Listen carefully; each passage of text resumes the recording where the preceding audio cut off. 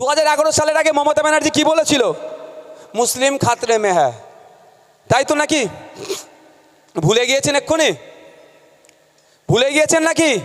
সাচার কমিটির রিপোর্টটাকে দেখিয়ে কি বলেছিল? এই দেখো মুসলমানদের শিক্ষায় কি অবস্থা, স্বাস্থ্যে কি অবস্থা, কর্মসংস্থানে কি অবস্থা, উচ্চশিক্ষায় এরা কোন জায়গায় গিয়েছে, এগুলো সব বলতো তো নাকি? ওয়াক্কা প্রপার্টি উদ্ধার হয়ে যাবে, অনেক ভালো ভালো কথা শুনিয়েছিল। মুসলমানরা ভেবেছিল এবার মুসলমানদেরকে এবার হয়তো কেউ উদ্ধার করবে। উদ্ধার তো দূরের কথা, আমি আপনাদের বলে যাচ্ছি, তথ্য দিয়ে বলছি, এই পশ্চিমবাংলাতে 2011 সালে সেই যে সরকারি চাকরি ছিল, তখন প্রায় 100 জন সরকারি চাকরি করলে তার মধ্যে মুসলিমদের পার্সেন্টেজ ছিল 4 জন। দেখুন 13 বছর সরকার চলছে, এত উদ্ধার করেছে, উদ্ধার করার নামে একটু তথ্য তুলে দেখতে পাবেন এখন 100 জন চাকরি করলে সেখানে মুসলিম একজনকেও সেই অর্থে খুঁজে পাওয়া যাচ্ছে না। কিন্তু মুসলমানকে উদ্ধার করতে এসেছিল, ধর্মের নামে ভোট চেয়েছিল। আমরা কি ভেবেছিলাম এবার হয়তো আমাদেরকে কেউ বিপদমুক্ত করবে, ভোট ঢালাও দিয়ে দিলাম।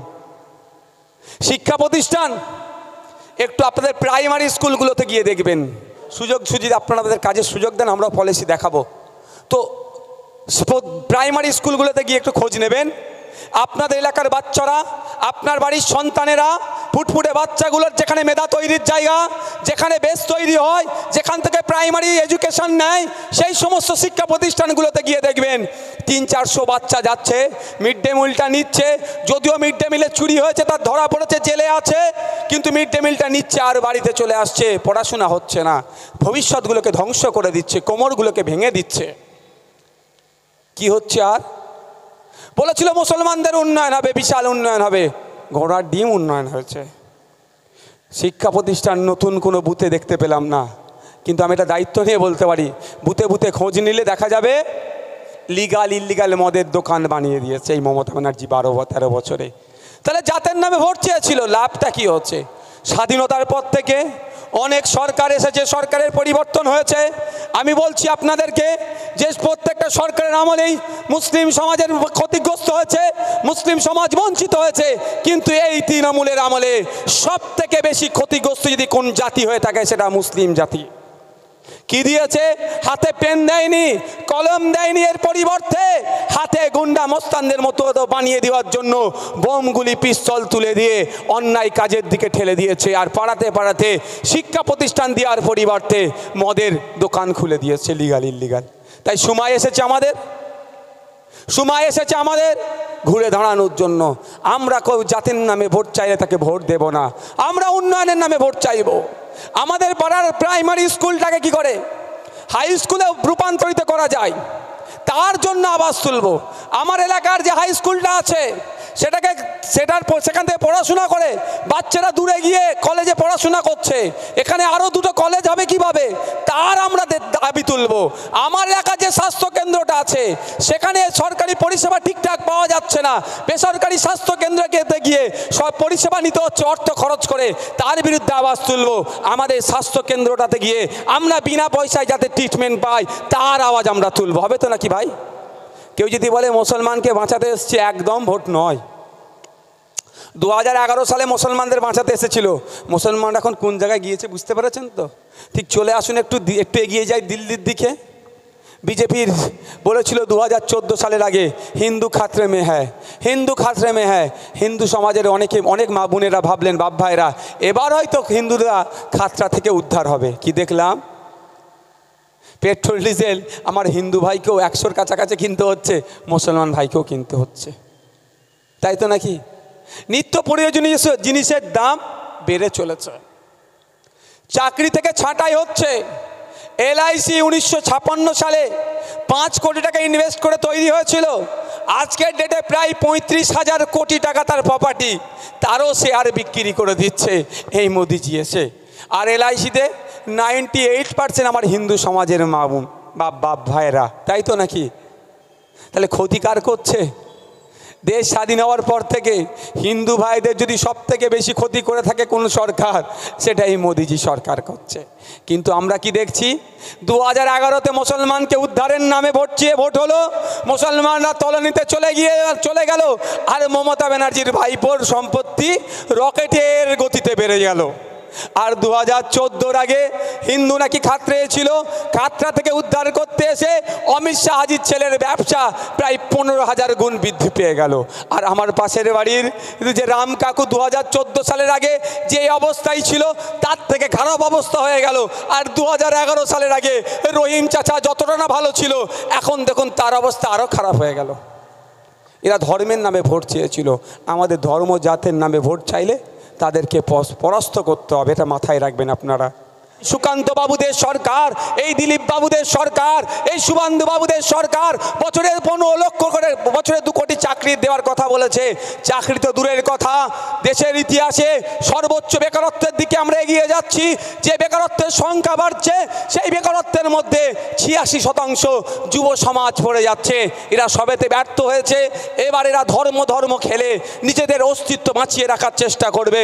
আমি অনুরোধ করব সমস্ত শুভবুদ্ধি সম্পন্ন মানুষের কাছে, ভোট আসবে, ভোট যাবে, এই নেতাদের চক্করে আপনারা পড়বেন না। নেতারা ভোট নিয়ে নেতা হবে, এই নেতাদের জন্য বিভাজনের রাজনীতিতে কেউ ফাঁদে পা দেবেন না। প্রত্যেকে এই বিভাজনের রাজনীতিকে আপনারা পরাস্ত করুন। জাতের নামে যারা ভোট চাইবে তাদেরকে আপনারা ইগনোর করুন, ধর্মের নামে যারা ভোট চাইবে তাদেরকে পরাস্ত করুন, এদেরকে জনবিচ্ছিন্ন করুন। হবে তো নাকি ভাই? হবে তো নাকি? যারা জাতের নামে ভোট চেয়েছে সেই জাত সব থেকে বেশি ক্ষতিগ্রস্ত হয়েছে। ভোটের সময় অনেক মিষ্টি মিষ্টি কথা, ভোটের সময় অনেক ভালো কথা, এই করব সেই করব, তোমাদের জন্য এই করে দেবো, ভালো কথা। ডবল ডবল চাকরি দেব, বিদেশ থেকে কালো টাকা ফিরিয়ে নিয়ে এসে 15 লক্ষ টাকা করে অ্যাকাউন্টে দেব, বছরে 2 কোটি চাকরি হবে, ভ্রষ্টাচার মুক্ত হবে, দেশের নিরাপত্তা আরও সুরক্ষিত হবে। অনেক কথা বলল, বেকারত্ব কমে যাবে, অনেক মিষ্টি মিষ্টি কথা বলল, আমাদের ভোট নিল। কিন্তু দুঃখের বিষয় কি দেখলাম, বিগত বছরে পার্লামেন্টে আমরা বারাসাত লোকসভার মানুষজনেরা ভোট দিয়ে পার্লামেন্টে পাঠালাম, কিন্তু দুঃখের বিষয় পার্লামেন্টে গিয়ে জনগণের জনপ্রতিনিধি হতে পারল না। পার্লামেন্টে গিয়ে ওখানে বিজেমূল সেটিংকে আরও এগিয়ে নিয়ে গেল। তার আমি জ্বলন্ত উদাহরণ দিচ্ছি আপনাদের। এই বারাসাত লোকসভার বিভিন্ন শ্রেণীর মানুষজন আছেন, কৃষক শ্রেণীর মানুষ আছেন, কেউ কলকারখানায় কাজ করেন, শ্রমজীবী মানুষ এক কথায় ম্যাক্সিমাম আছেন। কৃষকেরও কিন্তু অংশ কোনো অংশে কম নাই এই বারাসাত লোকসভার। এখানকার কৃষকরা ভোট দিয়ে পার্লামেন্টে পাঠিয়েছিলেন যিনাকে, তিনি কৃষকরা আশা করেছিলেন পার্লামেন্টে গিয়ে এই কৃষকদের দুর্দশার কথা বলবে, পশ্চিমবাংলার কৃষকদের যে শোচনীয় অবস্থা আছে সেটা থেকে কাটিয়ে ওঠার জন্য পলিসি আনার কথা পার্লামেন্টে বলবে।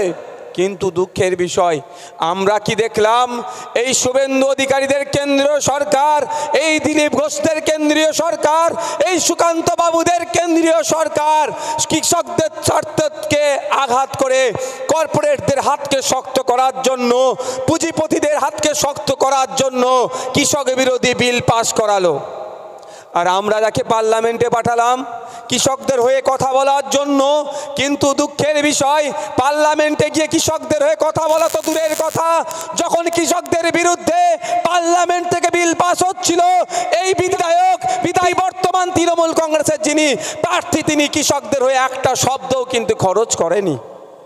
যখন আমরা দেখছিলাম কৃষকদের বিরুদ্ধে যে 3টে বিল পাস করিয়ে কৃষকদেরকে শোষণ করার চেষ্টা হচ্ছিল, সেই ব্রিটিশ পিরিয়ডের কথা মনে পড়ে যাচ্ছিল, নীল চাষিদের কথা। সেই সময়কার নীল চাষিদের সাথে যে আচরণ করা হতো, এই যে বিলগুলো নিয়ে আসাছে, এই বিলের মাধ্যমেও ঠিক ওই ধরনের কৃষকদেরকে শোষণ করার চেষ্টা চলছিল। তাই আমরা দেখলাম কৃষক বন্ধুদের এবং আমরা সকলে মিলে যে সমস্ত শক্তিরা শ্রমজীবী মানুষের কথা বলে, বঞ্চিত মানুষের কথা বলে, অত্যাচারিত মানুষের কথা বলে, ওই ঐক্যবদ্ধ হয়ে কৃষকদের ডাকে সাড়া দিয়ে সারা ভারতবর্ষে যখন কৃষকরা ভারত সরকারের বিরুদ্ধে তার নিয়ে আসা আইনের বিরুদ্ধে বন্ধের ডাক দিয়েছিল, পশ্চিম বাংলাতেও আমরা কৃষকদের স্বার্থের কথা ভেবে তাদের ডাকে সাড়া দিয়ে আমরা এই ভারত বন্ধকে সফল করার জন্য তাদেরকে সংহতি জানিয়েছিলাম, তাদেরকে সমর্থন জানিয়ে আমরাও রাজপথে নেমেছিলাম, আমরাও অলিতাগলিতে নেমেছিলাম, আমরাও মফস্বল এলাকা থেকে শুরু করে শহরেও কৃষকদের বন্ধকে বন্ধকে সফল করার জন্য আমরা ওখানে বন্ধে নেমেছিলাম। কিন্তু ওই দিনের কথা আমরা ভুলে যাচ্ছি না। আমরা যখন বন্ধকে সফল করার জন্য রাজপথ থেকে শুরু করে মফস্বল এলাকাতে আমরা কৃষকদের স্বার্থের কথা ভেবে কৃষক ঐক্যকে বজায় রাখার জন্য যাতে ভারত সরকার এই কৃষকদের বিরুদ্ধে বিলগুলো প্রত্যাহার করতে বাধ্য হয়, সারা দেশ জুড়ে কৃষকরা যে বন্ধ রেখেছিল তাকে সমর্থন জানিয়ে নেমেছিলাম। কিন্তু দুঃখের বিষয় সেই সময় এই কাকলি ঘোষ দস্তিদারদের দলের লোকেরা, এই কাকলি দিদির লোকেরা এবং প্রশাসনকে কাজে লাগিয়ে আমাদের তথা কৃষকদের উপরে হামলা চালিয়েছিল। তাই জবাব দেওয়ারও সময় এসেছে।